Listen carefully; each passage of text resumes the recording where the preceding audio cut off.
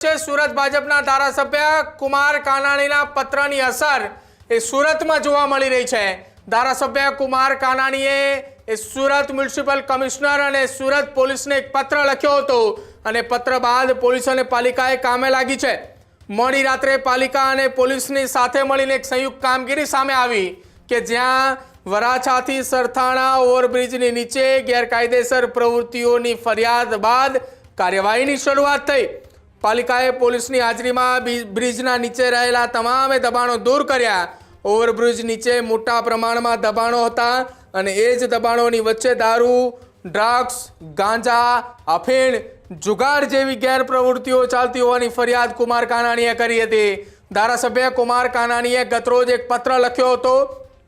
એ પત્ર લખતાની સાથે જ એ વિસ્તારમાં બ્રિજની નીચે જે ગેરકાયદેસર દબાણ હતું, જે વર્ષોથી દબાણ લઈને બેઠા હતા, એ દબાણ દૂર કરાયું। જો કે કુમાર કાનાણીના પત્રની સાથે સાથે સોશિયલ મીડિયામાં ચર્ચાઓ એ ચાલતી થઈ હતી કે શું વરાછાના સરથાણા અને વરાછા વિસ્તારના એ બ્રિજની નીચે ગેરકાયદેસર પ્રવૃત્તિઓ ચાલે છે એ પોલીસને ખ્યાલ નહીં હોય? શું સુરતના વરાછા અને સરથાણા પોલીસ મથકના અધિકારીઓએ આંખ આડા કાન કરી રહ્યા હતા? આ તમામ વાતને લઈને કુમાર કાનાણીના પત્ર બાદ સવાલો ઉઠી રહ્યા હતા। જો કે સવાલો બાદ મોડી રાત્રે કામગીરી સામે આવી છે। આ એક કુમાર કાનાણીએ ગતરોજ લખેલા પત્ર છે અને પત્ર બાદ કુમાર કાનાણીનું નિવેદન પણ સામે આવ્યું હતું કે નિવેદનમાં સુરત પોલીસના અધિકારીઓ સામે ગંભીર આરોપો લગાવ્યા હતા કે જ્યાં નાના એવા બાળકોએ 10 વર્ષ 12 વર્ષની ઉંમર ધરાવતા એ બાળકો ગાંજા અને અફીણનું વેચાણ કરતા હોવાની વાત પણ કરવામાં આવી હતી, જેના દ્રશ્યો પણ એ સુરતથી સામે આવ્યા હતા।